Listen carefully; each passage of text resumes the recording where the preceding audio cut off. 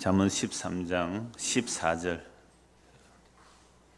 한 절만 우리 같이 읽겠습니다.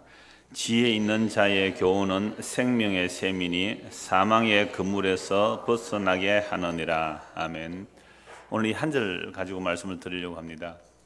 이 잠언서는 짧은 교훈이기 때문에 사실은 한 절이 한 편의 설교라고 앞에서도 말씀을 드렸죠. 그래서 한 편의 설교를 쫙 압축하면 이 한 절이 되는 거죠. 사실은 오늘 그 14절부터 25절까지 전체를 보려고 준비를 하다 보니까 이 한 절에 흔히 말하는 꽂힌 거죠.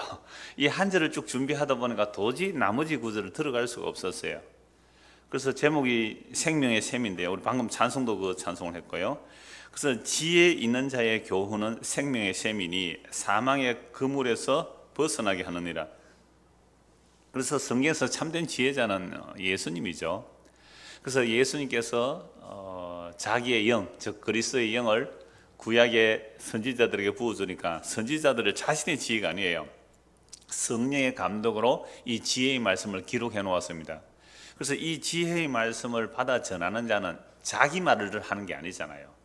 그래서 지혜 있는 자의 교훈은, 그러니까 자기 말이 아닌 받아서 하는 그 지혜의 말은 뭘 증거하는 거죠? 생명의 셈을 증거하는 거죠. 생명의 셈인데, 이렇게 생명의 셈을 증거하게 되면 사람이 사망의 그물에 있다가 벗어나게 되는 거죠. 사망의 그물에 붙들려 있던 자들이 이 지혜자의 생명의 말을 듣고 그 말을 듣고 믿는 자는 그 사망의 그물에서 벗어나는 말씀이죠. 그래서 앞으로도 어떤 구절은 한 절로 아마 설교를 해야 될 때가 있겠다 싶습니다.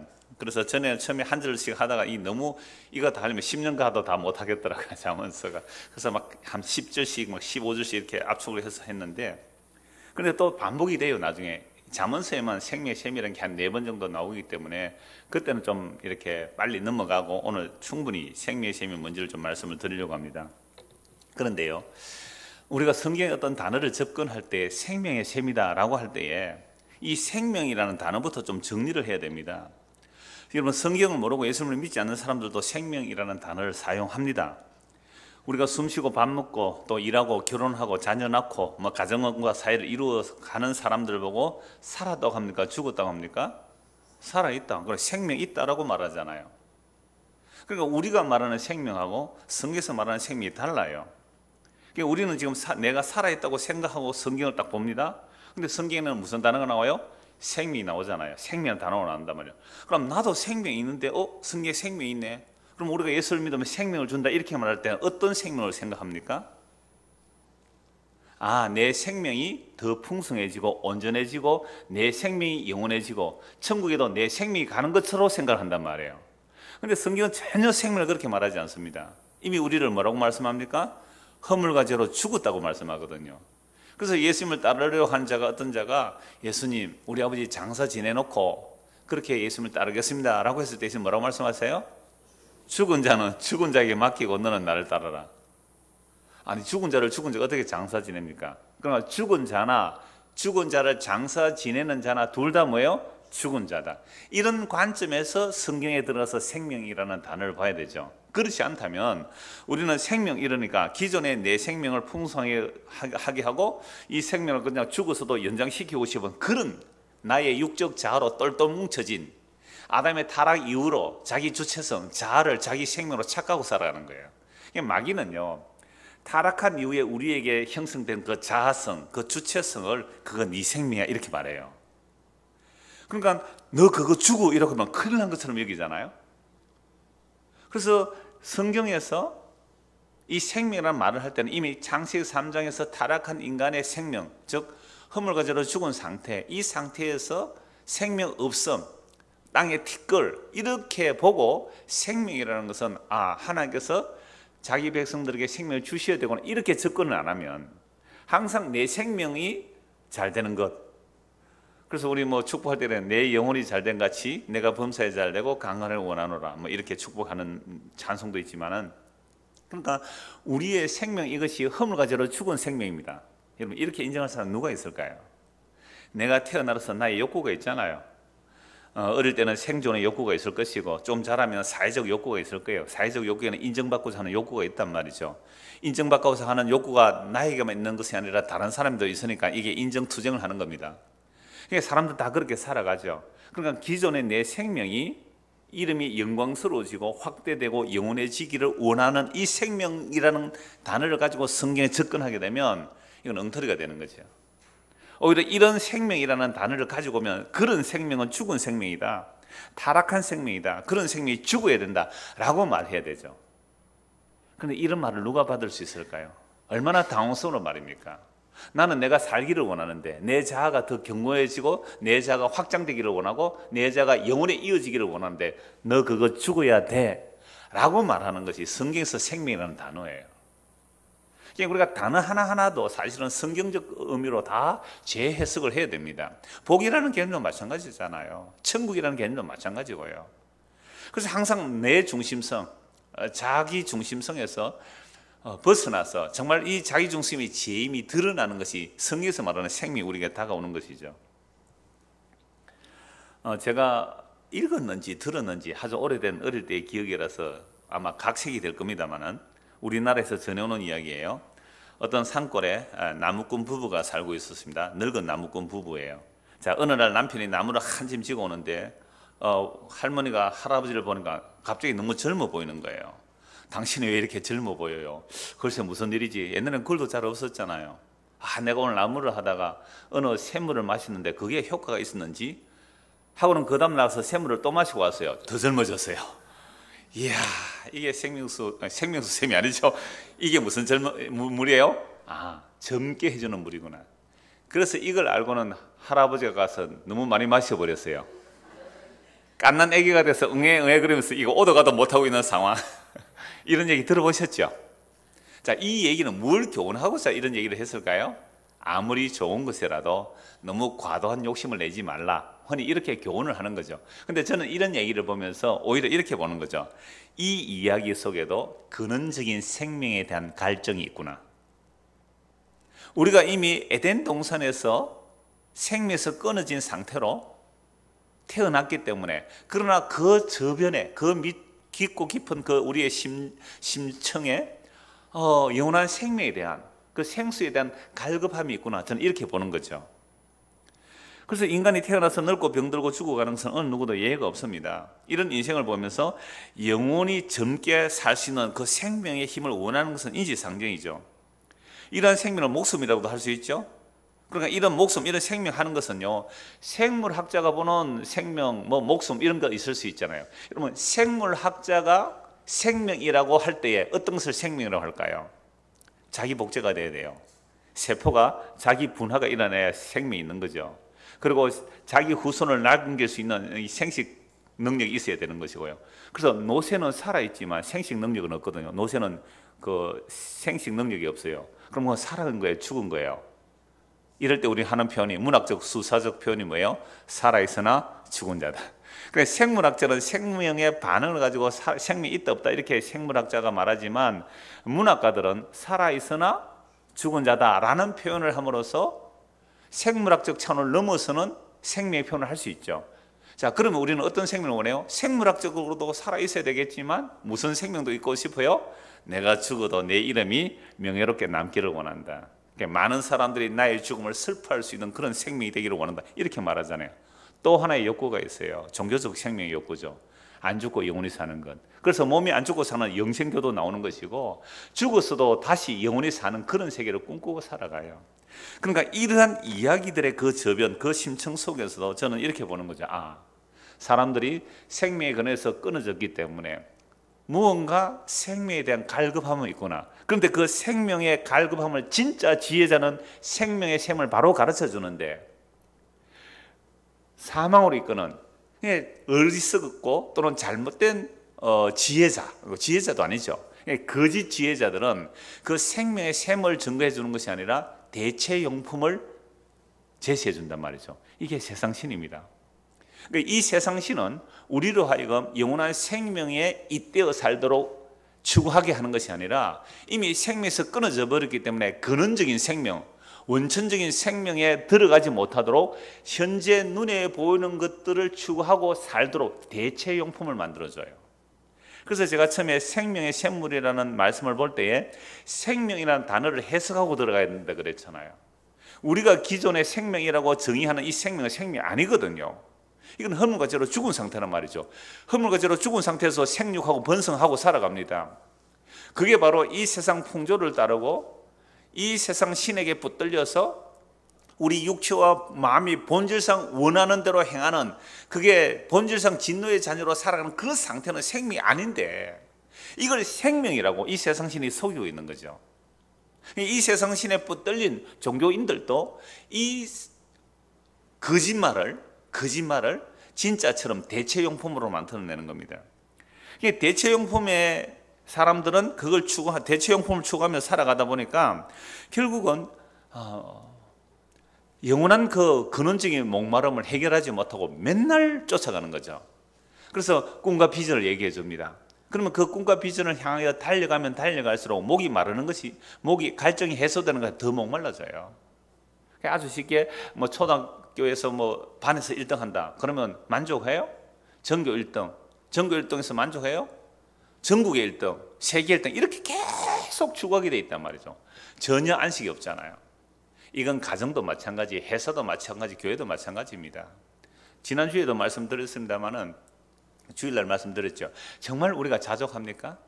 예수 그리스도의 십자가에서 다 이뤘다는 그 완성태가 우리에게 들어왔다면 나는 더 이상 바랄 것이 없습니다. 나는 더 이상 소망할 것이 없습니다.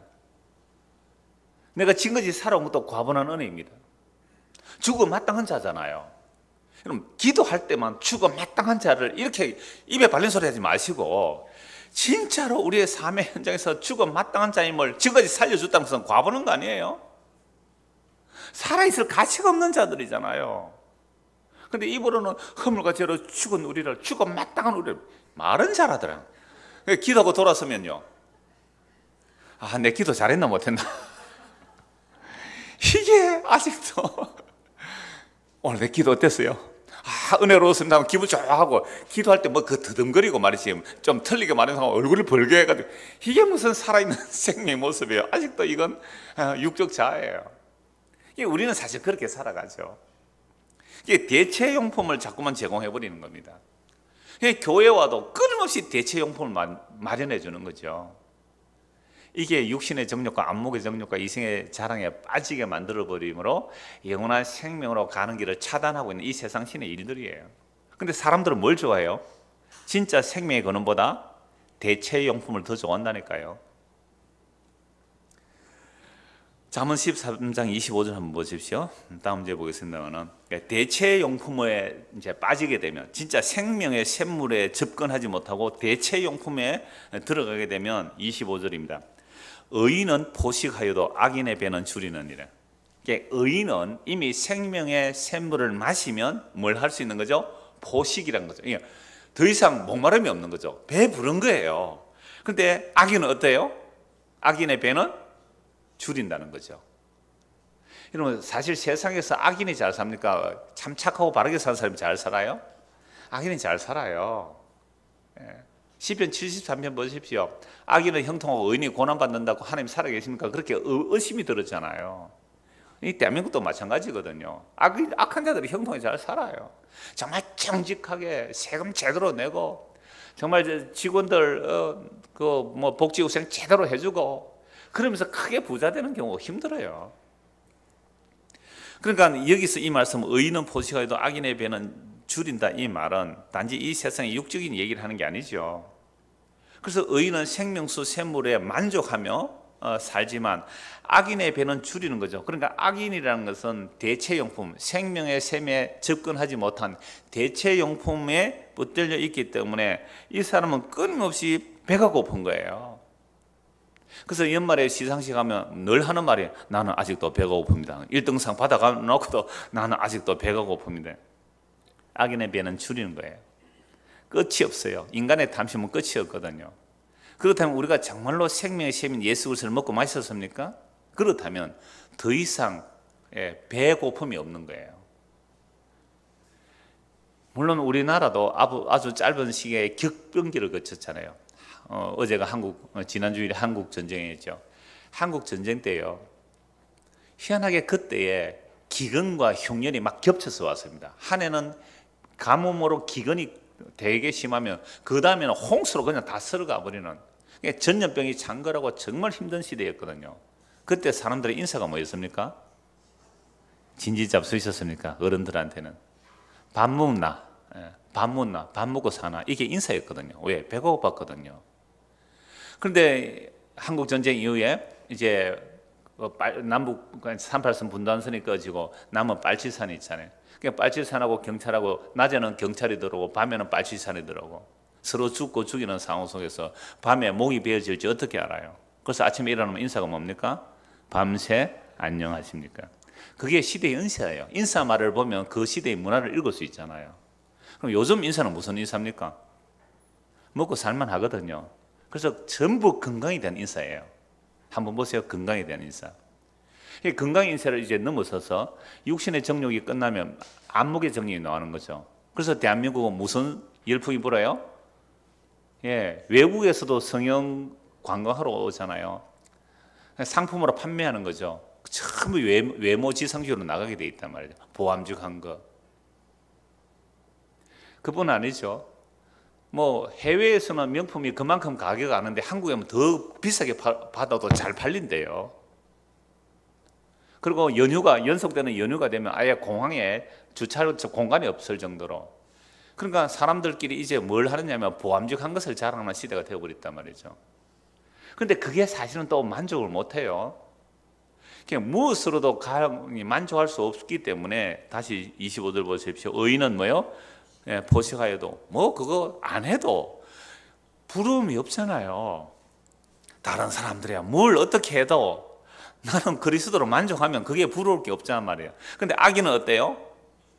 사촌이 논을 사도 배가 아픈 것이고 남이 뭐 좀 잘하는 거 있으면 그게 막 시기가 나고 질투가 나는 거예요. 이게 뭐예요? 악인의 배는 줄이는 겁니다.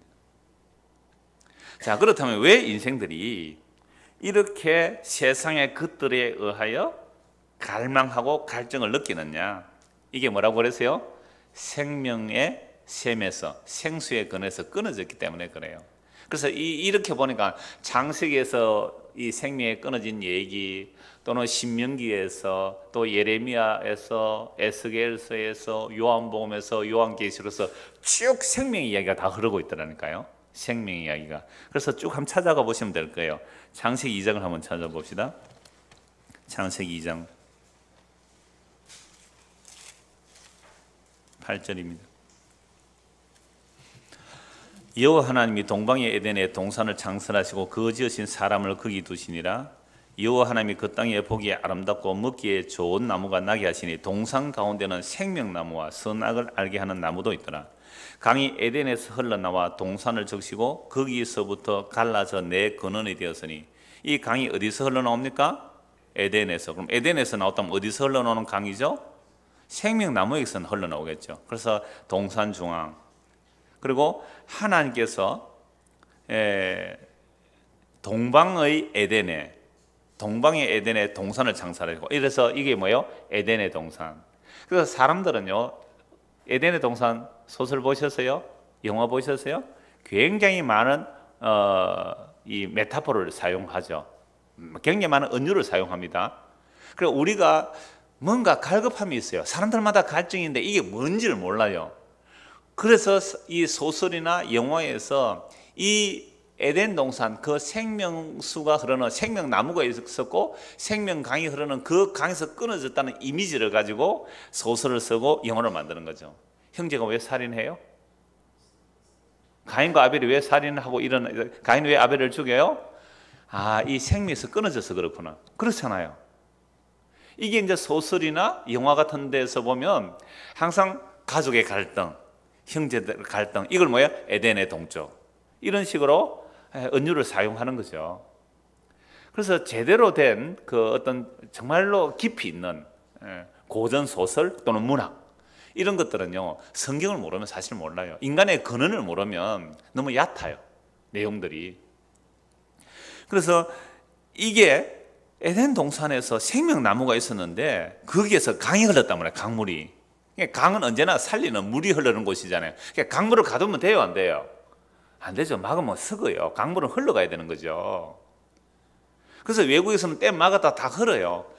댐을 흘러보니까 강이 살아나요. 그래서 홍수가 나서 강을 뒤집어 버리고 자갈이 올라오고 깨끗한 모래와 자갈에 고기들이 다시 들어오고, 그러니까 이 새들이 날아오고, 그렇게 회복되는 것이 이미 독일의 앞선 그 댐 막은 도시들 다 나오거든요. 그러니까 에덴에서 그 생수의 강이 흘러나려야 되는데 세상에서 타락함으로 에덴에서 쫓겨나 버렸잖아요. 쫓겨나 버리니까 이제부터 인간은 어떻게 살아야 됩니까? 자기 이마에 땀을 흘리고 먹고 살아야 돼요. 하나님의 은혜로 값없이 전적으로 은혜로 살아가는 에덴 동산에서 쫓겨나니까 이제부터 자기 이마에 땀을 흘려야 살아요. 그래서 먹고 마시는 게 힘들어요. 세상에 살아가는 일이. 그런데 내만 힘들고 사는 것이 아니라 상대방도 힘들게 살아가는 거죠. 그래서 시기와 다툼과 전쟁이 일어나는 이 세상의 체제가 되어버린 겁니다. 그러니까 에덴 동산의 생명나무 쪽으로 가는 길은 이제 갈 수가 없어요. 왜? 천사가 두루도는 하얀검으로 지키고 있으니까 아무도 생명으로 스스로 갈 수가 없는 거죠. 그래서 하나님께서 생명 쪽에서 우리를 붙들어서 생명으로 들여놓는 길 외에는 없어요. 이게 이미 하나님께서 창세전에 영원전에 언약하신 아들의 희생을 통하여, 그리스도의 희생을 통하여 자기 백성을 구원하시기로 약속된 것이라고 성경의 흐름 속에 신약까지 와보니까 그게 다 드러나더라 이 말이죠. 그래서 우리는 생명의 근원에서 끊어놨기 때문에 이 세상에서 어떤 삶을 추구해도 결국은 내 안에 만족이 없는 겁니다. 그래서 이렇게 만족하지 못하고 현실에 그냥 열심히 살아가죠. 그런데 이 현실이 가짜라는 것이 들통날 때가 있어요. 아, 내가 이렇게 열심히 현실을 살아가는데 이 현실이 진짜가 아니고 가짜였구나 라는 일들이 일어난단 말이에요. 이걸 사태라고 해도 돼요. 산사태가 일어나듯이. 사고라고 돼요. 사건이라 해도 돼요. 상관없어요. 얘기는. 우리가 얘기치 않는 일들 우리에게 일어나죠. 제게 여러 사람들이 연락이 오고 또 뭐 만나기도 하고 교제를 해보면요, 당신은 어떻게 복음을 듣게 되었습니까? 라는 질문을 해보면 이런 대답들이 나와요. 뭐 구체적인 얘기를 다 할 수는 없어요. 최근에 어떤 분은 이렇게 말했어요. 자신은 무신론자로서 세상은 자기 노력하는 대로 살아가는 것이라고 생각했대요. 무신론자, 내가 노력하는 만큼 돈을 벌고 내가 노력하는 만큼 성공한다고 생각해서 그래서 열심히 공부해서 흔히 말하는 명문대도 나왔어요. 여자분이에요. 그러면 여자가 명문대 나오면 남편은 어느 정도 만날 수 있어요? 명문대 좀 만납니다. 이게 자기가 열심히 노력해서 노력하면 얻는 거죠. 그래서 남편도 사업을 하고 자기도 직장 생활을 하고 그래서 뭐 어려움 없이 그냥 잘 먹고 잘 살았대요. 근데 결혼 생활을 하다가 보니까 오랫동안 있는데 좀 어려움이 있어서 또 교회를 나갔대요. 그러니까 문제가 또 해결된 거예요. 교회 나갔는데. 그러니까 아직 그때는 복음이 안 들린 거죠. 그러다가 연속으로 이제 어려움이 오는 거죠. 뭐 예를 들어 뭐 남편이 사업이 안 된다든지 자기가 갑자기 큰 병이 든다든지 이게 뭐야? 고민하다가 어떻게 복음의 설교를 들었대요. 그래서 이제 지금 교제하고 연락을 하면서 이렇게 말하는 거죠. 그분의 고백이에요. 그분의 고백이 이렇게 말합니다. 자기 노력대로 살아가는 것이라 생각하며 별다른 실패와 좌절감 없이 살아왔다는 거죠. 그런데 어려움이 생겨서 교회를 갔는데 거기에서도 해결 뭐 하나 되는 것 같았는데 연속적으로 큰 어려움이 일어나니까 도대체 이게 뭐야? 이게 도대체 무슨 일이, 왜 이런 일이 일어나는가 하다가 복음을 듣고 나니까 비로소 그 어려움에 대한 해석이 되더라는 거죠. 고난에 대한 해석이 돼. 그러니까 자기가 교회를 나갔든지 교회를 다니기 전이든지 간에 결국 뭘 원하고 살아왔다는 거죠? 자기 원하는 것을 찾아 살아왔다는 거죠. 자기의 목마른 것을 해결하기 위해서 교회를 나갔는 거죠. 근데 그런 것들이 다 잘려지니까 완전히 바닥에 오니까 왜 이런 일이 일어나지? 라고 고난에 대한 해석이 복음의 말씀을 들으니까 비로소 알게 됐다는 거죠. 그래서 이제는 괜찮습니다라는 거예요. 내가 지금까지 살아온 건 사실은 내가 돈을 붙들고 살아왔습니다. 근데 이 돈이 전부가 아니라는 사실을 알게 됩니다. 그러니까 다 포기할 수 있습니다. 이렇게 나오는 거예요. 저는 이런 사람들을 보고 아, 그렇군요. 이게 바로 생명의 샘을 마신 자의 고백이 되는 겁니다. 그런데 생명의 샘을 마시기 위해서 하나님께서 그 상황을 만드신다는 거예요. 이런 하나님이 좋아요, 안 좋아요? 그냥 내버려 두면 우리는 생명의 샘을 찾을 마음이 없는 거예요. 대체용품으로 만족한다니까요. 대체용품으로. 생명을 주지도 못하는 그게 생명인 줄 알고 찾아가고 있단 말이에요. 그래서 하나님이 자기 백성은 반드시 고난을 주세요. 그래서 네가 지금 뭘 찾아야 할지를 알게 해주시는 거예요. 이게 이제 신명기에서 나옵니다. 신명기 8장을 한번 보시죠.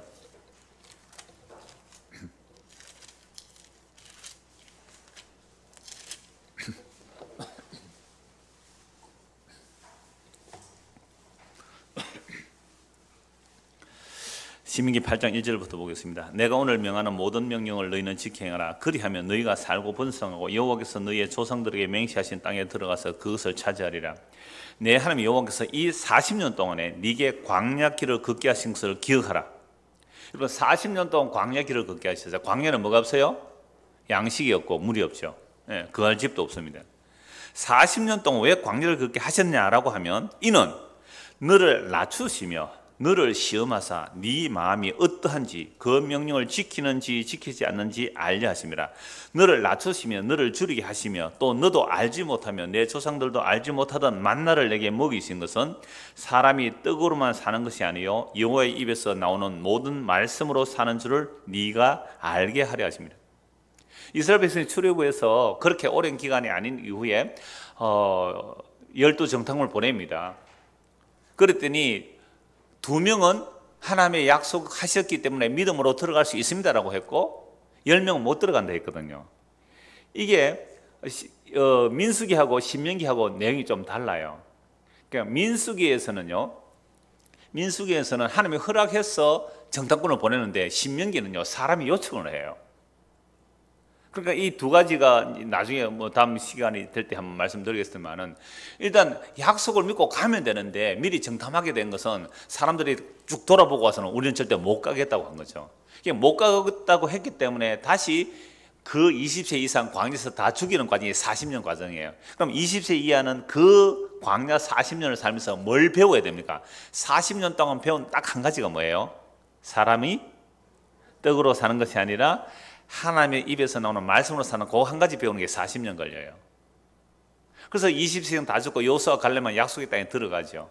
그러면 40년 동안 줄이고 낮추고 이제 요단강 건너기 직전에 모압 평야에서 언약을 새롭게 하는 언약 갱신이 신명기거든요. 모세도 못 들어가고 여기서 언약을 갱신시키고 여호수아에게 물려주죠. 이때 모세를 통해 하나님께서 하신 말씀이 왜 40년 동안 광야를 돌았는지 아니? 사람이 떡으로만 사는 거 아니다. 물 가지고 그냥 양식 있고 물 있다고 사는 것이 아니라 하나님의 입에서 나오는 말씀으로 사는 것을 알게 하려고 이렇게 했다라고 말씀하신 거예요. 그래서 이어지는 11절도 보십시오. 내가 오늘 네게 명하는 여호와의 명령과 법도와 규례를 지키지 아니하고 내 하나님의 여호와를 잊어버리지 않도록 삼갈지다. 그러니까 약속의 땅에 내가 들여놓겠다. 들여놓으면 너희들이 내 말 잊지 말라는 거죠. 근데 약속의 땅에 들어가서 네가 먹어서 배부르고 아름다운 집을 짓고 거주하게 되면 또 내 소와 양이 번성하며 내 은금이 정식되며 내 소유가 다 풍부하게 될 때에 내 마음이 교만하여 내 하나님 여호와를 잊어버릴까 염려하노라.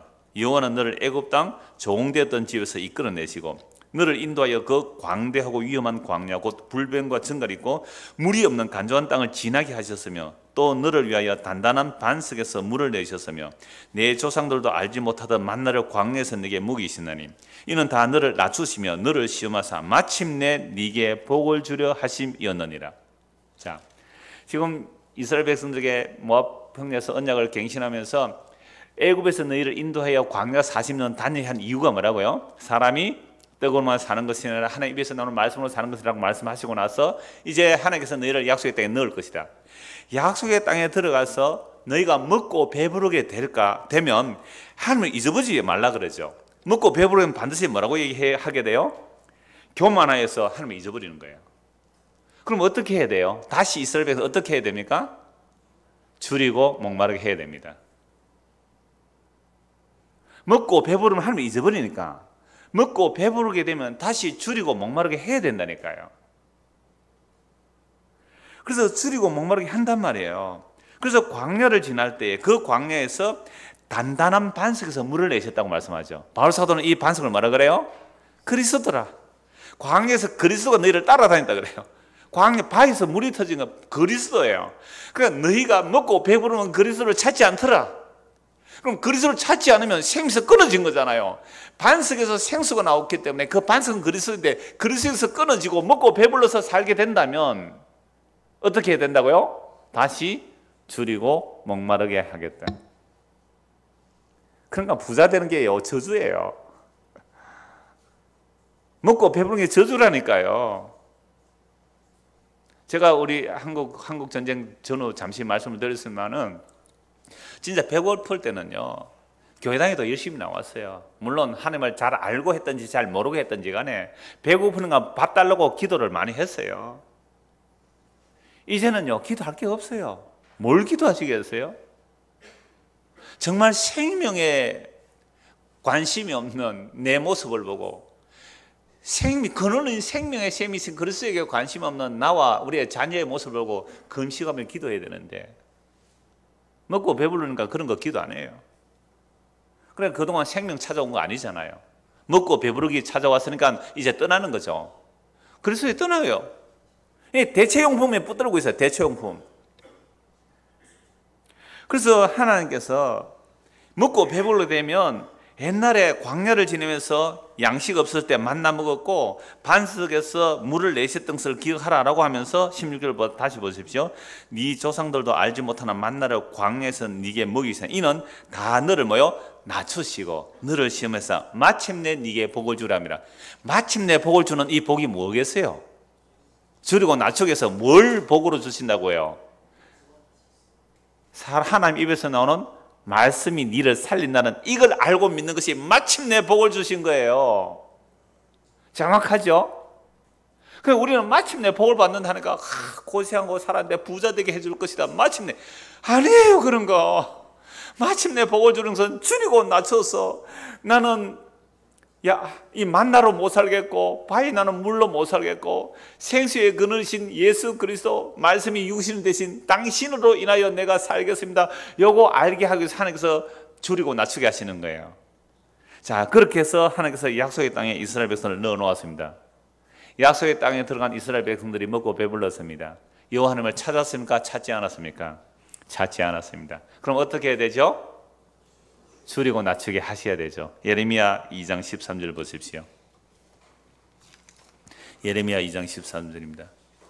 여러분 예레미야는 예루살렘 멸망을 목격하죠. 바벨론 포로 잡혀간 것을 목격한 사람입니다.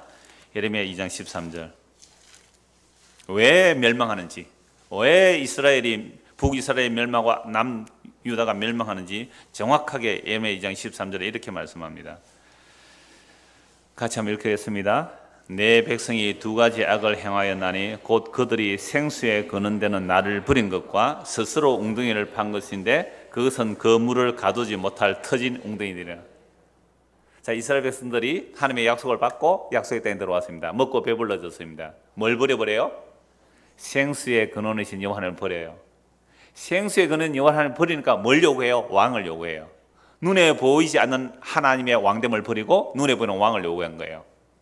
하나님의 약속을 지키고 믿으면 하나님께서 나라를 지켜준다는데 그 믿음이 없으니까 뭘 원해요? 병거를 원했어요. 솔로몬이 병거를 수입합니다. 말과 병거로 나라를 지키려고 해요. 군대로 나라를 지키려고 해요. 하나님을 버린 거예요. 그래서 저 멀리서 이스라엘 백성들은 남자들이 성인 남자들이 1년에 3번 성전에 와야 돼요. 그러면 저 변방에 있는 그런 자들이 그 마을을 비우고 성전에 오면 어떻게 해준다고 약속했어요? 내가 국방을 지켜줄게 라고 했잖아요. 이거 못 믿어요. 그러니까 먹고 배불러서 하나님을 잊어버렸죠. 그래서 이렇게 말해요. 이스라엘 백성의 두 가지 악을 행한 것은 생수의 근원이 나를 버린 것과 왜? 생수의 근원 하나님을 버리면 반드시 사람들은 뭘 의지해요? 대체용품을 의지한다는 거예요. 대체용품. 여호와 하나님의 약속을 믿는 것이 아니라 말과 병거를 믿게 돼요. 돈을 믿게 돼요. 힘을 믿게 돼요. 숫자를 믿게 돼요. 이거요? 악이에요. 오늘 교회도 마찬가지예요. 정말로 목사가, 정말로 여러분들이 하나님의 약속을 믿는다면, 진짜 하나님의 약속을 믿는다면요, 교회요, 정말 10가정만 해도 충분해요. 10가정만 해도 충분해요. 모로바인 교도는 10가정만 하면 한 사람의 선교사를 파송했습니다. 얼마든지 네 것 내 것 함께 먹고 마실 수 있는 상태, 정말 생명에 충만한, 정말 생명수 샘물을 먹음으로 더 이상 목마르지 않는다면 이렇게 될 수 있어요. 그러니까 뭐 우리 교회 뭐 복음 전한다고요?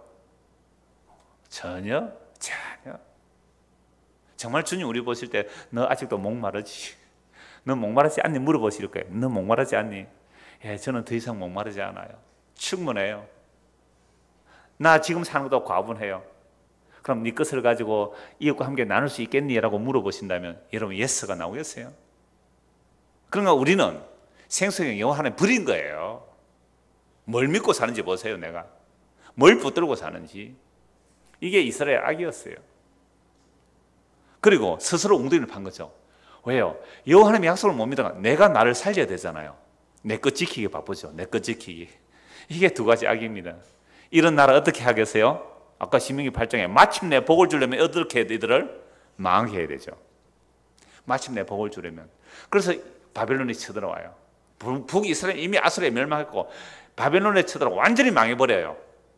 완전히 망해버리니까 이제 뭘 찾을까요? 생수의 근원인 여호와 하나님을 찾게 돼요. 그게 바벨론 70년 동안 잡혀가서 그 바벨론 강가에서 수금을 부드나무에 걸어놨고 그 유명한 노래 보니엠의 노래가 나오잖아요. 바빌론 강가에서. 예레미야 7장 17장을 보십시오. 예레미야 17장 13절. 여러분 이 이스라엘 한 역사를 우리 한 개인에게 적용하면 돼요. 개인에게 적용해 보십시오. 17장 13절입니다. 이스라엘의 소망이신 여호와여, 무릇 주를 버리는 자는 다 수치를 당할 것이라. 무릇 여호와를 떠나는 자는 흙의 기록이 되오리니 이는 생수의 근원이신 여호와를 버림이니이다. 그러니까 여호와를 버리면 어떻게 된다고요? 어디에 기록돼요? 흙에 기록된다. 생수의 근원을 버리면 너는 흙이니 흙으로 돌아가라 그랬잖아요. 너는 흙이니 흙으로 돌아가라. 생수의 근원을 버리면 흙으로 돌아가는 거예요. 그래서 우리는 이 땅에 태어나서 땅의 것을 먹고 땅의 것을 추구하다가 땅으로 돌아가는 거예요. 이게 마귀가 생수의 근원을 바라보지 못하도록 끊임없이 땅의 것을 추구하도록 만들어요. 그러니까 교회 왔더니 세상에 교회에서도 땅의 것 추구하는 거죠. 여러분은 하나님의 일을 먼저 하시면 여러분 땅의 것 부자 되게 해줍니다. 결국 이런 얘기는 생수의 근원을 못 보도록 만들어버린 거예요. 마침내 복을 주기 위해서는 여러분 세상 것이 다 날아간다 할지라도 세상 모든 것이 다 날아갈지라도 생이신 예수 그리스도 그분이 내 안에 계시고 내가 그분 안에 계신다면 여러분 전부가 있는 겁니다 라고 얘기를 못하는 이유가 사람들마다 생수의 근원을 원한 게 아니라 대체용품, 내 목마른 갈증 해결해 주는 그걸 원했단 말이에요.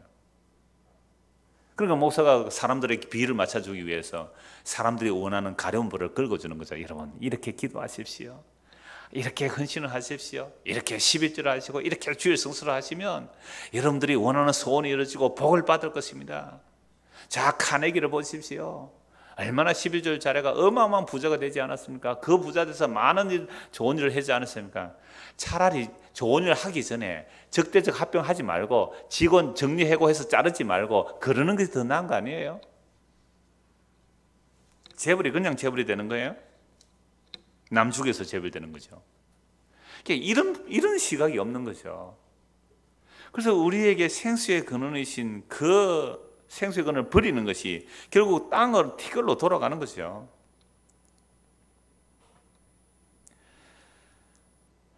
아모스서 8장도 한번 보십시다. 아모스 8장. 이 북이스라엘의 선지자인데요. 북이스라엘도 마찬가지고 남유다도 마찬가지입니다. 저는 오늘 이 시대가 아모스 시대와 같다고 봅니다. 아모스 8장 11절. 주 여호와의 말씀이니라. 보라 날이 이르지라 내가 기근을 땅에 보내리니 양식이 없어 주림이 아니요 물이 없어 가람이 아니요 여호와의 말씀을 듣지 못한 기갈이라. 저는 오늘 이 시대를 봅니다. 우리가 양식 없지 않아요. 음식 쓰레기만 얼마나 많이 나옵니까? 물 없어 가라면 아무리 가물어도 지하수 파먹고 다 잘 살아가요. 양식이 없어 주림이 아니고 물이 없어 가람이 아니고 무엇의 기갈이에요? 여호와의 말씀을 듣지 못한 기갈이라. 사람이 이 바다에서 저 바다까지 북쪽에서 동쪽까지 비틀거리며 여호와의 말씀을 구하려고 돌아다녀도 얻지 못하리니 그날에 아름다운 처녀와 젊은 남자가 다 갈아여 쓰러지리라. 사마리아에 제된 우상을 두고 맹세해 이르기를 다나 내 신들이 살아있음을 두고 맹세하노라 하거나 브엘세바가 위하는 것이 살아있음을 두고 맹세하노라 하는 사람은 엎드러지고 다시 일어나지 못하리라. 그러니까 이들이요 브엘세바를 가고 또 사마리아 가서 뭘 섬기는 거죠? 우상 섬기는 겁니다. 우상에 가서 여호와 하나님을 버린 거예요. 그러니까 이들이 막 쫓아다니고 있으니까 이것이 뭐라고요? 기근이라는 겁니다. 양식이 없어 주림이 아니고 마실 물이 없어 가람이 아니라 여호와의 말씀을 듣지 못한 기갈이죠. 그래서 북이스라엘 아수르에 망하고 남유다는 바벨론을 망해요. 아까 신명기 8장 말씀에 따라 그들이 먹고 배불러져서 여호와 하나님을 잊어버리면 여호와 하나님께서 뭘 보내야 돼요? 기근을 보내야 돼요. 정말로 가람을 보내야 돼요. 줄이고 낮추게 하셔야 돼요. 그렇게 해서 마침내 복을 주시는 그 마침내의 복이 뭐예요? 아하, 우리의 죄가 생수의 근원이신 여호와 하나님께서 끊어진 이게 저주이구나. 그래서 예수 그리스도의 그 약속의 말씀, 여호와 하나님의 그 약속의 말씀, 생명의 근원이 뭔지를 알고 예수를 믿게 되는 것, 이게 생명의 근원을 바라보고 그 생명의 근원을 마시게 되는 일이라면 이게 마침내 받는 복이거든요. 그래서 이스라엘 백성은 바벨론 포로로 잡혀갔습니다. 포로로 잡혀가 있는 중에 에스겔도 포로로 잡혀갔어요. 그 에스겔에게 하나님께서 계시를 보내주세요. 완전히 나라 망했잖아요. 생수의 근원을 찾을 수가 없어요. 이방 나라에 포로 잡혀가 있습니다. 근데 그때 환상 중에 계시를 보여주죠. 성전에 온갖 우상이 가득해요. 그 우상이 가득하는 하나님의 영광이 떠나버리죠. 그래서 그 성전이 파괴되고 새로운 성전을 보여주세요. 그 새로운 성전이 완성되었을 때에 놀랍게도 그 성전 동쪽 문에서 뭐가 흘러나와요? 생수가 흘러나와요. 그럼 이게 건물에서 생수가 나오겠어요? 그럼 건물이 아니겠죠? 뭐겠어요? 예수 그리스도부터 생명이 흘러나온단 말이죠. 일단 에스겔서 47장 한번 보고 가겠습니다. 에스겔 47장입니다.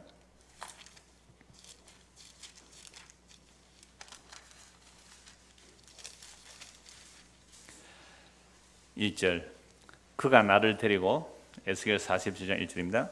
그가 나를 데리고 성전 문에 이르시니 성전의 앞면이 동쪽을 향하여 있는데 그 문지방 밑에서 물이 나와 동쪽으로 흐르다가 성전 오른쪽 제단 남쪽으로 흘러내려가더라.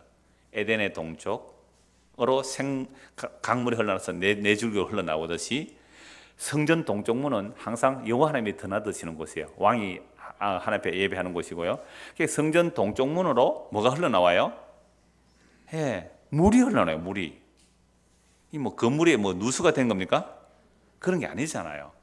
그 성전, 완성된 성전에서 물이 흘러나오는데 그 물이 이래 쭉쭉쭉 흘러가는데 무릎을 채고 뭐 허리를 채고 헤엄치지 못할 큰 강으로 흘러가요. 5절 보십시오. 다시 천천히 청량해 물이 내가 건너지 못할 강이 된지라. 그 물이 가득하여 헤엄칠 만한 물이요 사람이 능히 건너지 못할 강이더라.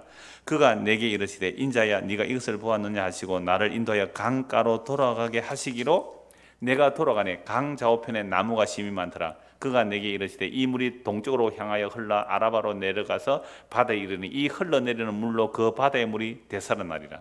이 강물이 이르는 곳마다 번성하는 모든 생물이 살고 또 고기가 심이 많으리니 이 물이 흘러 들어가므로 바닷물이 되살아나겠고 이 강이 이르는 각처의 모든 것이 살 것이며 또 이 강가에서 어부가 설 것이니 엔게디에서부터 에네글라임까지 그물 치는 곳이 될 것이라. 그 고기가 각기 종류를 따라 큰 바다의 고기같이 심히 마르느니와 그 진풀과 개풀은 되살아나지 못하고 소금땅이 될 것이며 강 좌우 가에는 각종 먹을 과실나무가 자라서 그 잎이 시들지 않으며 열매가 끊이지 아니하고 달마다 새 열매를 맺으리니 그 물이 성소를 통하여 나옵니다. 그 열매는 먹을 만하고 그 잎사귀는 약재료가 되리라. 이걸 그림 언어라 그래요. 에스겔 환상의 그림처럼 쫙 펼쳐지잖아요. 완성된 성전에서 물이 흘러나오는데 그 물이 가는 것보다 살아나는 생명의 강물이죠. 이 생명의 강물이 어떻게 이루어집니까? 이 생명의 강물이 어떻게 이루어져요? 예수님께서 예루살렘 성전을 내가 3일 만에 일으키겠다 하셨잖아요. 그럼 생명의 샘물은 건물에서 흘러나오는 거예요? 예수 그리스도에 흘러나오는 거예요? 예수 그리스도에 흘러나오죠. 그래서 예수 그리스도 생명수가 흘러나올 것을 성전을 예수님이 미리 다 말씀하셨어요. 요한복음 4장을 한번 찾아보겠습니다. 요한복음 4장입니다.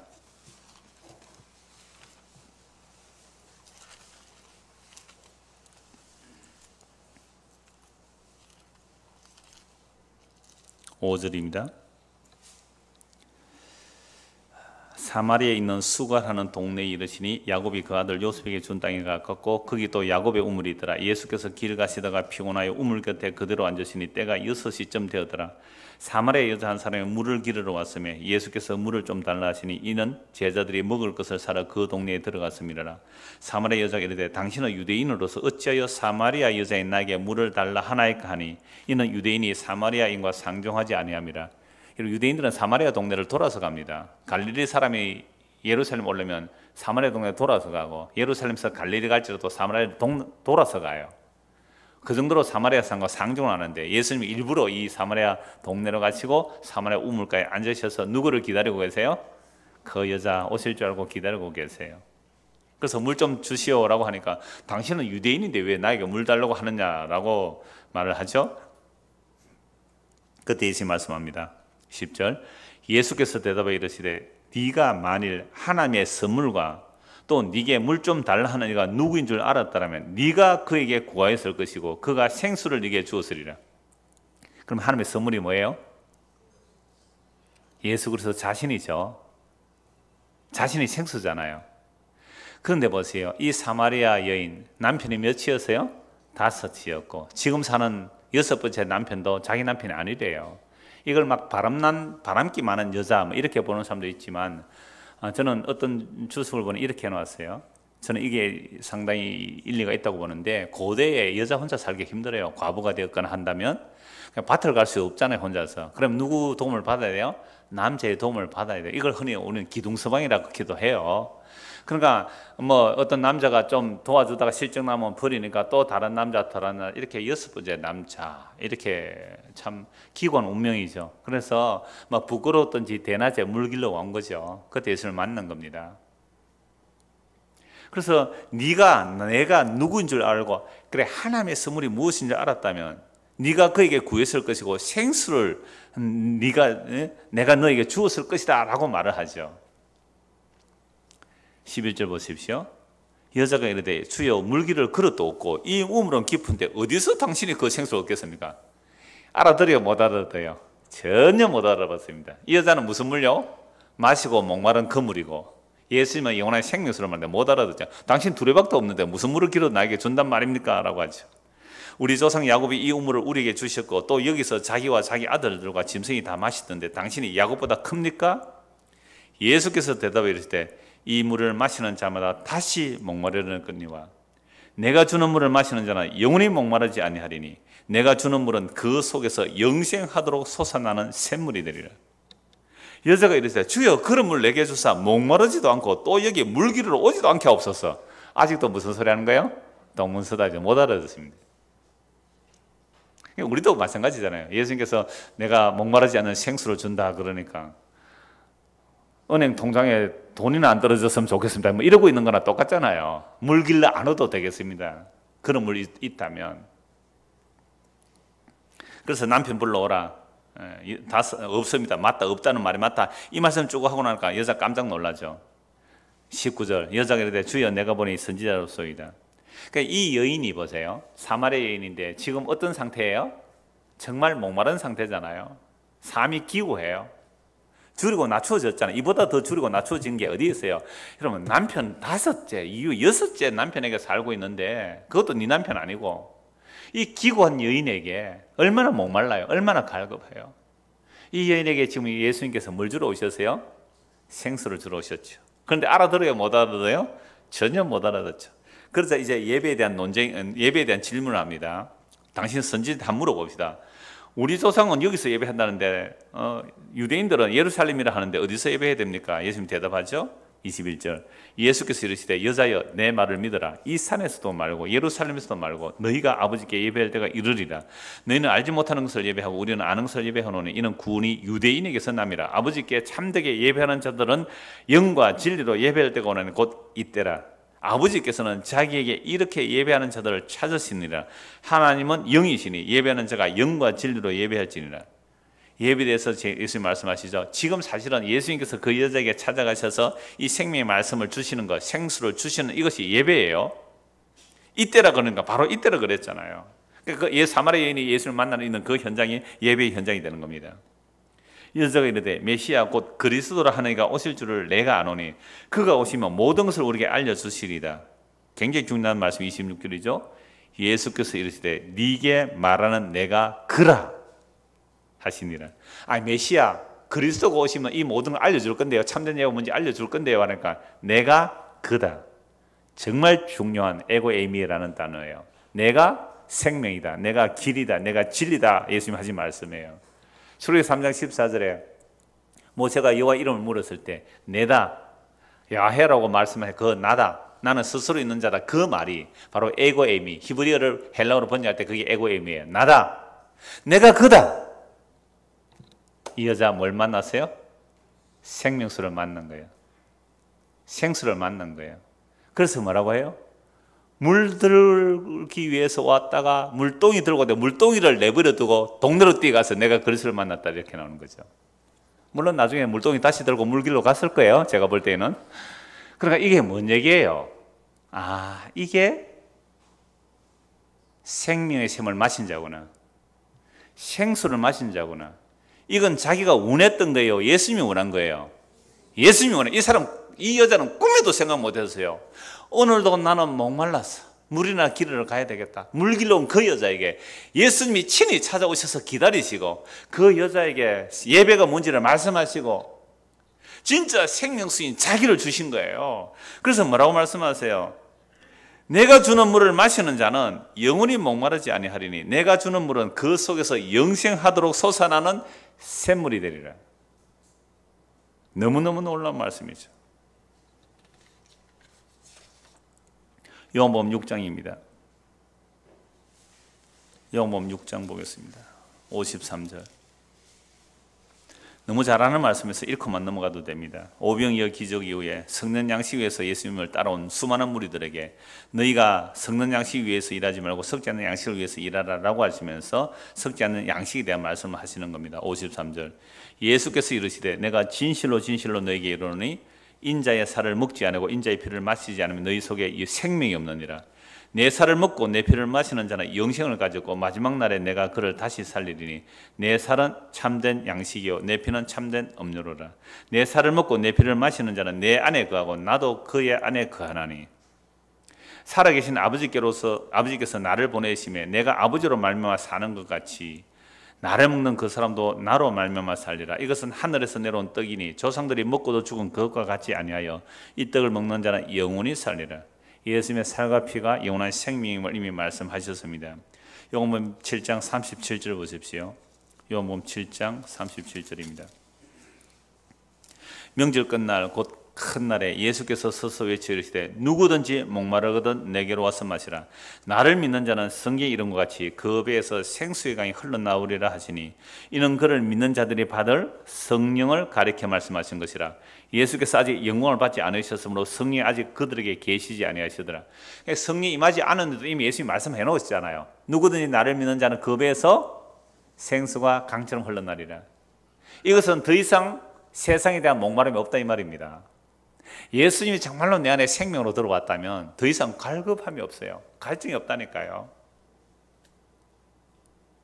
여러분, 사람들이 왜 쉬지를 못해요?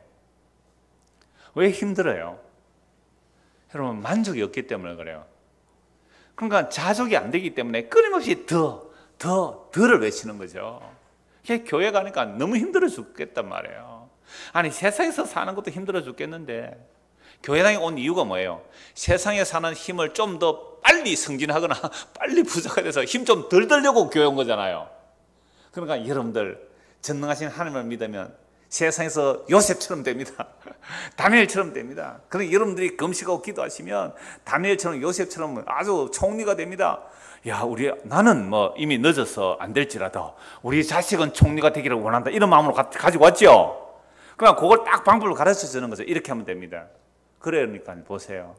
세상에서 살기가 정말 죽을 똥 살똥 힘들어서 사는데 교회 와서 그 총리 되기 위해서 또 높은 자리 차지하기 위해서 뭐까지 해야 돼요? 또 열심히 교회를 한단 말이에요. 그게 과연 끝이 있습니까? 그러니까 정말 오늘 저와 여러분이 이렇게 모여서 말씀을 나누고 있습니다만은 우리 안에 목마르지 아니한 생수의 근원인 예수 그리스도가 우리 안에 계십니까? 정말로 계시다면 자족해요. 정말 자족해요. 다른 것에 별 목마를 게 없어요. 이 예수 그리스도의 생명이 우리 안에 안 들어와 있으니까 사람들은 취미 생활을 바꿔가면서 살아요. 이 취미, 저 취미, 저 취미 지금 막 돌아가. 왜?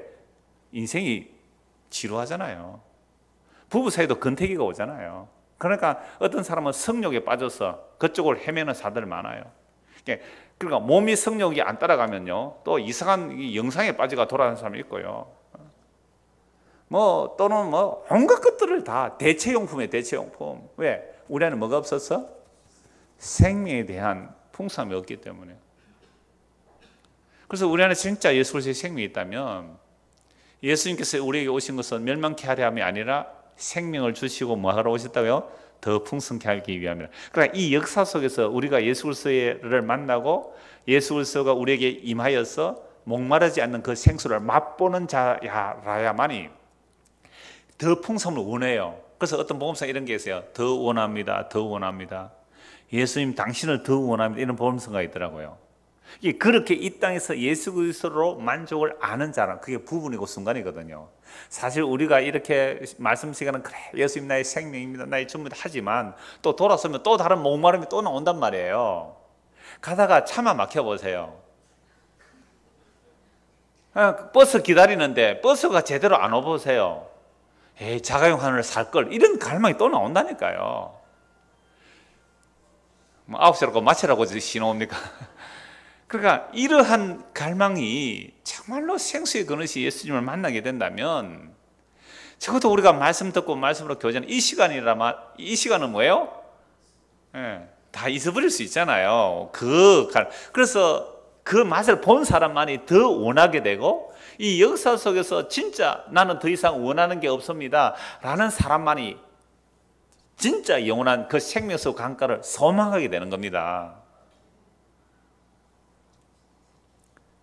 요한계시록 21장 보십시오. 이제 끝나는 것 같다 기분이, 그죠? 요한계시록 나오니까. 요한계시록 21장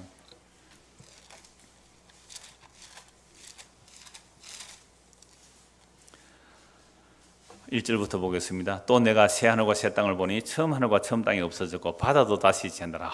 바닷물은요 마시면 마실수록 목마르잖아요. 그래서 위에는요 바다가 없어요. 더 이상 목마를 게 없단 말이에요. 또 내가 본매 거룩한 성 새 예루살렘이 하나님께로부터 하늘에서 내려오니 그 준비한 것이 신부가 남편을 단장한 것 같더라. 내가 들으니 보호자에서 큰 음성이 나서 이르되 보라, 하나님의 장막이 사람들과 함께 있으며 하나님이 그들과 함께 계시리니 그들은 하나님의 백성이 되고 하나님의 친히 그들과 함께 계셔서 모든 눈물을 그 눈에서 닦아주시니 다시는 사망이 없고 애통하는 것이나 곡하는 것이나 아픈 것이 다시 있지 아니하리니 처음 것들이 다 지나갔습니다. 여러분, 이 말씀을 다시 한번 보십시오. 여러분, 생명수 샘물을 마신 자는 이 땅에서 살아갈 때 어떻게 살아가요? 편안하게 살아가요? 힘들게 살아가요? 힘들게 삽니다. 왜? 눈물 골짜기를 더듬면서 살아가요. 왜 그렇다고 했어요? 아까 신명기를 보고 이스라엘 역사를 보니까 생수의 근원을 버리면 그게 저주거든요. 그럼 하나님은 자기 백성에게 생수의 근원을 버리지 않도록 날마다 생수의 근원을 찾도록 하기 위해서 하나님께서 무엇을 조치하셔야 돼요? 줄이고 낮춰야 되거든요. 줄이고 낮추면 이 자아 완전히 무너집니다. 자존심 완전 상해요. 여러분들이 자존심과 자아가 승승장구해서 누구도 건드릴 수 없는 그 자아 또는 자존심이 충만한 자리에 있었다면 절대로 해서 뭐 합니다만, 그렇게 되었다면 여러분들은 뭘 안 찾아요?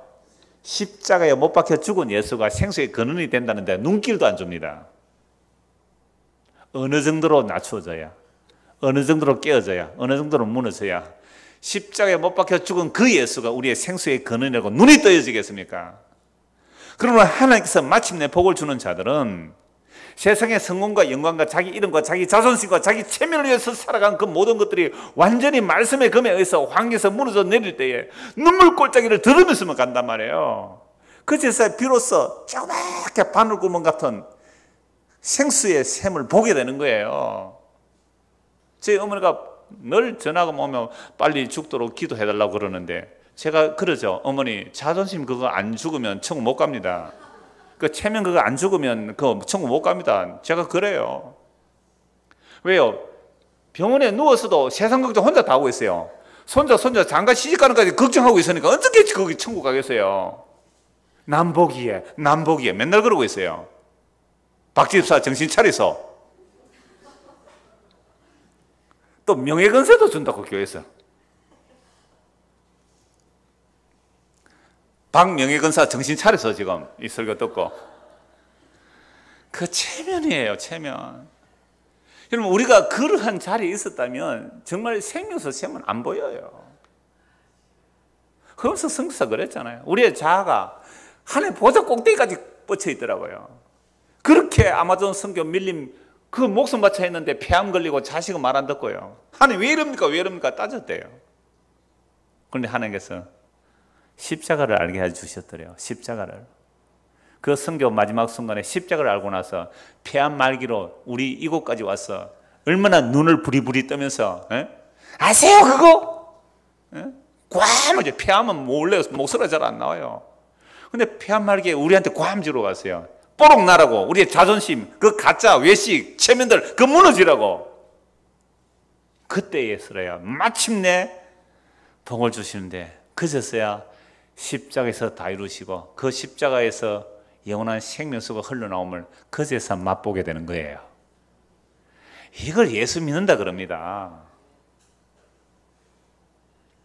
그래서 눈물골짜기 지나가요. 성도는 5절 보십시오.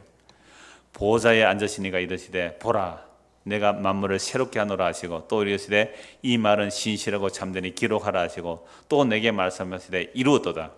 뭘 이루었어요? 십자가에서 다 이루신 것이 요한계시록 마감을 하는 겁니다. 다 이루신 마감이 뭐예요? 예수님이 십자가 다 이루신 마감이 뭐예요? 나는 알파와 오메가요 처음과 마지막이라. 내가 생명수 샘물을 목마른 자에게 값없이 주리니 이기는 자는 이것들을 상속으로 받으리라. 나는 그의 하나님이 되고 그는 내 아들이 되리라. 이기는 자가 뭐예요? 믿음이에요. 믿음이 아니면 어떻게 세상을 이겨요? 세상을 이기면 곧 믿음이라 그랬습니다. 우리의 믿음 의지 결단이 아닙니다. 하나님께서 은혜로 주어진 그 선물, 그 믿음으로 말미암아 세상을 이기는 거예요. 세상을 이기면 믿음이라고 하는데 이 믿음이 뭐예요? 예수님께서 십자가로 다 이뤘습니다. 그걸 믿어지는 사람은 그래서 함께 이미 하늘에 앉혀진 자들이거든요. 그걸 세상에서 건들지 못해요. 나 이제 더 이룰 게 없어요. 그러면 사탄이 언제 유혹합니까? 이 세상의 사기꾼들도 언제 유혹합니까? 여러분들 돈 더 벌고 싶을 때 유혹합니다. 예? 여러분들이 더 높아지고 싶을 때 이 세상 사기꾼들이 유혹한다니까요. 은퇴하고 돈 좀 딱 있을 때 사기꾼 딱 와요. 그거 투자하면 2배, 3배 불려줄게요. 그거 딱 넘어간단 말이에요. 그런데 예수 그리스도가 정말 우리 안에 임하여 자족한다면 사탄이 왔다가 야 이거 하면 더 너 교회 성장 시켜줄게. 사탄아 물러가라. 나는 자족하노라. 이러면 뭐 사탄이 왔다가 한 길로 왔다가 7길로 도망간다니까요. 안 그래요? 탐심 우상숭배예요. 그러니까 다 이루신 그분이 우리 안에 왔어요. 그분이 어떻게 해주세요? 내가 생명수 샘물을 목마른 자에게 어떻게 해준다고요? 값없이 주세요. 그러면 생명수 샘물에 목말라 하는 자들은 누구일까요? 스스로 찾아 나와요. 하나님께서 목마르게 하셨어요. 목마르게 하셨어요. 어떻게 했어요? 줄이고 낮추게 하셔서 세상 것들에 추구하면서 망하게 하셔서 이게 아니구나 알게 하셔서 생명수 샘물을 값없이 주시는 그분을 먹고 마시는 자가 하나님의 아들이 되는 겁니다. 그런데요, 이 상속을 못 받는 자는 누구가 되죠? 두려워하는 자들이죠. 두려움은 믿지 않으면서 오는 거예요. 그러니까 세상에서 성공하지 못할까 두려운 자들, 믿음 없는 자예요. 내가 지금보다 더 실패하고 낮아지면 어떻게 할까? 와, 내 체면이 말이 아닌데 그거 믿음 없는 거예요. 그리스도의 십자가에 다 이루시면 가장 수치스럽고 가장 저주스러운 죽음이에요. 거기서 다 이뤘다 했는데 우리가 그보다 더 낮아질 자리가 어디 있어요? 예수님보다 더 낮아질 자리가 없습니다. 여러분들이 아무리 저주스럽고 아무리 수치스럽고 아무리 모욕을 받는다 할지라도 예수님보다 더 낮아질 자리는 없는 거예요. 그런데 예수님은 십자가에서 죄 없으신 분이 우리보다 더 낮아 저주받아 죽은 모습으로 오신 거예요. 그래서 우리가 아무리 바닥에 나라고 수치를 나오고 온갖 욕을 다 얻어먹어도 우리가 그리스도 안에 있다면 예수 그리스도의 생명에서 끊어지지 않는 것이며 그 예수 그리스도의 생명수를 막 마시는 거죠. 그래서 낮추어지고 쪽팔리고 정말 얼굴 못 들게 되었을지라도 예수 그리스도가 내 안에 생명수로 주어졌다면 마침내 복받은 사람입니다. 그게 마침내 복받은 사람이에요. 왜? 영원한 생명을 마셨으니까요. 생수의 근원이 내 안에 왔으니까요. 내가 그리스도 안에 있으니까. 이게 생명의 관계입니다. 이게 포도나무에 붙어있는 가지의 관계라고요. 22장 1절 보십시오. 또 그가 수정 같은 맑은 생명수강을 내게 보이니, 보세요. 에스겔 44장의 그 생명수강, 요한복음 4장에서 나를 믿는 자는 생명의 강처럼 흘러, 그 생명의 강이 어디에서 나와요? 새하늘과 새 땅에서 나오는 거죠. 또 그가 수정 같은 맑은 생명수 강을 내게 보이니 하나님과 및 어린 양의 보좌로부터, 세상에 성전에서 나오는 것이 어린 양의 보좌에서 나온 거예요. 누구에게서 나와요? 일찍 지금 나는 어린 양이 우리의 생수의 근원이 되세요. 그 생명수가 나오는 거죠. 길 가운데 흐르더라. 강자 위에 생명나무가 있어 12가지 열매를 맺되 달마다 그 열매를 맺고 그 나무 잎사귀들아 만국을 치료하기 위하여 있더라. 아까 에스겔 47장 12절 말씀에 완성태가 여기 나와요. 그러니까 에스겔 47장이 바로 요한계시로 연결되면 됩니까? 안 됩니까? 안 돼요. 중간에 무엇으로 연결돼야 돼요? 예수 그리스도의 십자가로 연결돼야 되잖아요. 정확해요. 예언이 십자가로 완성되어서 완성태가 요한계시로 탁 나오잖아요. 다시는 저주가 없고 하나님과 그 어린 양의 보좌가 그 가운데 있으리니 그의 종들이 그를 섬기며 그의 얼굴을 볼 터여 그의 이름도 그들의 이마에 있으리라. 다시 밤이 없겠고 등불과 햇빛이 쓸데없으니 이는 주 하나님이 그들에게 빛이심이라. 그들이 세세토록 왕노릇하리로다. 오늘 본문 14절 다시 보겠습니다. 13장 잠언 13장 14절입니다. 지혜 있는 자의 교훈은 예수님의 말씀이에요. 예수님의 말씀의 생명의 셈이에요. 그럼 오늘날 복음을 전하는 자들은 다 손가락 이어야 돼요. 그래서 가르치는 자가 되는 거죠. 자, 우리의 영원한 생명의 셈은 누구라고요? 십자가에 못 박히신 예수 그리스도. 그가 죽으시고 살아나셔서 우리에게 성령으로 임하게 되니까 그 예수님이 우리 안에 오면 다시는 뭐가 없어요? 목마르지 아니함이에요. 예수님으로 자족해요. 그런데 그게 순간순간에 목마르지 않는데 돌아서면 또 뭐예요? 우리는 목말라 하죠. 그럴 때마다 하나님께서는 또 우리를 하여금 뭘 하면 돼요? 줄이고 낮추시죠. 그래서 내가 이 불타 없어질 것들에 목말라하는 사람이 아니라 영원한 생명을 마셔야 되는 사람이구나 하고 다시 주님과의 관계가 회복되는 거죠. 이게 말씀을 듣는 자리고 말씀이 선포되는 자리예요. 그래서 지혜 있는 자의 교훈은 생명의 셈을 증거해서 사망의 그물에 걸려있는 자들이 벗어나는 거죠. 이게 예수를 믿는 마침내 복을 받는 자들의 모습입니다. 이 은혜가 저와 여러분에게 임하기를 소원합니다. 기도하겠습니다. 하나님 아버지, 생명의 근에서 끊어졌기에 대체용품으로 우리의 갈증을 해결하려고 지금까지 바둥바둥대면서 살아왔습니다. 그러나 주님께서 우리를 줄이게 하시고 낮추게 하시고 체면도 자존심도 다 날아가게 하셔서 그 바닥에 왔을 때에 주님이 사마리아 여인을 찾아오신 것처럼 친히 우리에게 오셔서 동문서답하는 우리에게 자신의 생수를 주시겠다고 약속하시고 그 약속을 십자가로 다 이루시고 성령을 부어주셔서 예수님이 누구신지 알고 믿게 하셨습니다. 예수 그리스도만이 우리의 생수의 근원이며 우리의 영원한 생명의 물임을 알고 믿고 살아가는, 그리고 풍성히 마셔서 내 배에서도 생수의 강이 흘러나가 이 땅에서 갈증하는 그 하나님의 백성들에게 이 생명의 물을 증거할 수 있는 믿음의 사람이 되도록 은혜를 베풀어 주시옵소서. 예수 그리스도를 받들어 기도드리옵나이다. 아멘. 자유롭게 기도하도록